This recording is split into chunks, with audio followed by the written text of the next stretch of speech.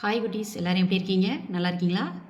இன்றைக்கி ஸ்ரீ நீவி ஸ்டடீஸில் 4ஆம் வகுப்புலேருந்து 5வது பாடம் பண்படுத்தும் மொழிகள் பற்றி பார்க்க போகிறோம்.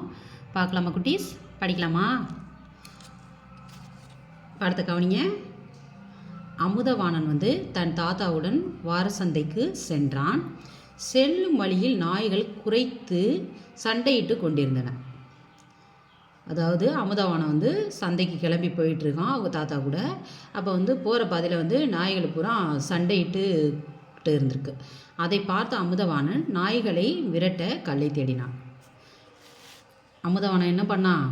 கல்லை தேடியிருக்கான் நாயை அடிக்கிறதுக்காக.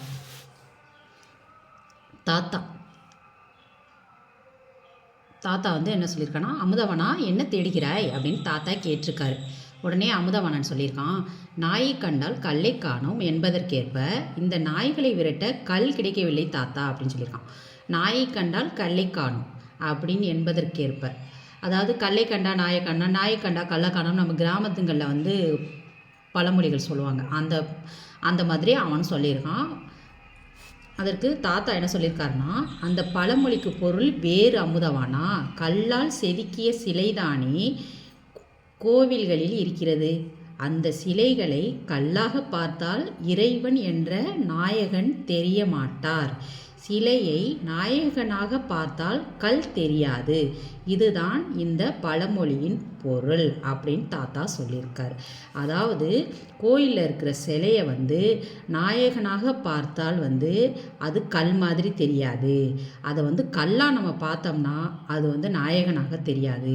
அதுதாப்பா இந்த பழமொழியோட அர்த்தம் அப்படின்னு சொல்லிட்டு தாத்தா அமுதவாணன்ட்ட சொல்லியிருக்காரு. உடனே அமுதவாணன் சொல்லியிருக்கான், தாத்தா, குறைக்கின்ற நாய் கடிக்காது என்று என் நண்பன் இன்பவாணன் நேற்று கூறினான். குறைக்கின்ற நாய் கடிக்காதா தாத்தா அப்படின்னு கேட்குறான். குறைக்கின்ற நாய் கடிக்குமா கடிக்காதா தாத்தா அப்படின்னு சொல்லிட்டு தாத்தாட்ட கேட்குறான். அதுக்கு தாத்தா என்ன சொல்லியிருக்காருனா, அப்படி இல்லை அமுதவானா, குறைக்கின்ற நாய் என்பது தவறு. குலைகின்ற நாய் கடிக்காது என்பதே சரியானது. அதாவது வீட்டில் நாய் வளர்க்குறவங்கள அந்த நாய் சுற்றி சுற்றி சுற்றி வாழை ஆட்டிக்கிட்டே வரும் இல்லையா, அந்த நாய் கடிக்காது அப்படிங்கிறது தான் இதனுடைய அர்த்தம் அப்படின்னு சொல்லிட்டு அவர் சொல்கிறாரு.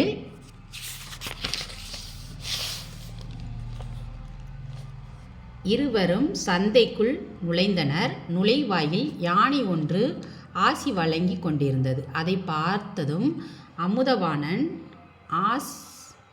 அமுதவாணனுக்கு ஆசை விட்டது.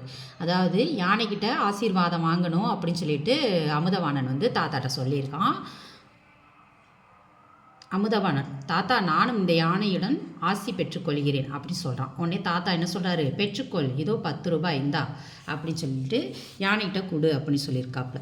உடனே அமுதவாணன் என்ன சொல்கிறான், தாத்தா, அன்றொரு நாள் அம்மா அப்பாவிடம் கூறினார்கள், யானைக்கு ஒரு காலம் வந்தால் பூனைக்கு ஒரு காலம் வரும் என்று. அதற்கு என்ன பொருள் என்று என்ன பொருள் தாத்தா அப்படின்னு சொல்லிட்டு தாத்தாட்ட கேட்டிருக்கான் அமுதவாணன். உடனே தாத்தா சொல்கிறாரு, யானை கிடையாது, அது ஆணை. அதை பிரித்து எழுதினால் ஆ கூட்டல் நெய், அதாவது பசுவின் நெய். ஆ கூட்டல் நெய், பசுவின் நெய்யை தான் ஆணை அப்படின்னு சொல்லியிருக்காங்க. பூ நெய் அப்படின்னு பிரித்து எழுதுனா பூ கூட்டல் நெய். பூ கூட்டல் நெய் அதாவது பூவில் ஊறக்கூடிய தேன். பூவிலிருந்து தேன் இருக்கும் இல்லையா, அதுதான் பூ நெய்யாமா. இந்த இளமையில் பசு நெய்யை விரும்பி உண்பவர்கள் வயதான முதுமையில் தேனோடு மருந்து கலந்து உண்பார்கள். அதாவது வயசில் எல்லாருமே என்ன பண்ணுவோம், பசுவோட நெய்யை நல்ல விரும்பி சாப்பிடுவோம். வயசான காலத்தில் என்ன ஆகும், நம்ம மருந்துகள் சாப்பிடும்போது தேனை கலந்து தானே சாப்பிட்றோம். அதனால தான் ஆணைக்கு ஒரு காலம் வந்தால் பூனைக்கு ஒரு காலம் உண்டு என்று பொருள் அப்படின்னு சொல்லிட்டு தாத்தா சொல்லியிருக்காரு விளக்கத்தை. இருவரும் பேசிக்கொண்டே வீட்டிற்கு தேவையான காய்கறிகளை வாங்கிக்கிட்டு போயிருக்காங்க. அமுதவாணன் தாத்தா, எனக்கு விளையாட பந்தும் மட்டையும் வாங்கி தாருங்கள், அப்படியே பாப்பாவுக்கு பலூன்கள் வாங்கி கொள்ளலாம் அப்படின்னு சொல்லியிருக்கான். அமுதவாணன் தாத்தா கிட்ட பந்து மட்டை எல்லாம் வாங்கியிருக்கான். அப்படியே அவனுடைய தங்கைக்கு பலூன்களையும் வாங்கியிருக்கான். தாத்தா சொல்லியிருக்காரு வாங்கலாம் அமுதவானா. அமுதவானன்னு என்ன சொல்லியிருக்கான், எனக்கும் சேர்த்து பலூன்கள் நிறைய வாங்கலாம் தாத்தா. அமுதவாணன் வந்து திரும்பவும் எனக்கும் கொஞ்சம் பலூன் வாங்கி கொடுங்க தாத்தா அப்படின்னு சொல்லியிருக்கான் தாத்தா கிட்ட. உடனே தாத்தா சொல்கிறாரு, போதும் ஆற்றுல போட்டாலும் அளந்து போடணும் அப்படின்னு சொல்லிட்டு மறுபடியும் ஒரு பழமொழியை சொல்லியிருக்காரு. உடனே அமுதவாணன் கேட்டிருக்கான், ஆற்றுல போட்டாலும் அளந்து போடணுமா அப்படின்னு கேட்டிருக்கேன். உடனே தாத்தா சொல்லியிருக்காரு, சொல்கிறேன் ஆற்றுல போட்டாலும் அளந்து போடணும் என்று இப்பொழுது பயன்படுத்துகிறோம். ஆனால் இது தவறு. அகத்தில் போட்டாலும் அறிந்து போடணும் என்பதுதான் சரி. அதாவது புரியாமல் எதையும் மனனம் செய்து நினைவில் கொள்ளக்கூடாது.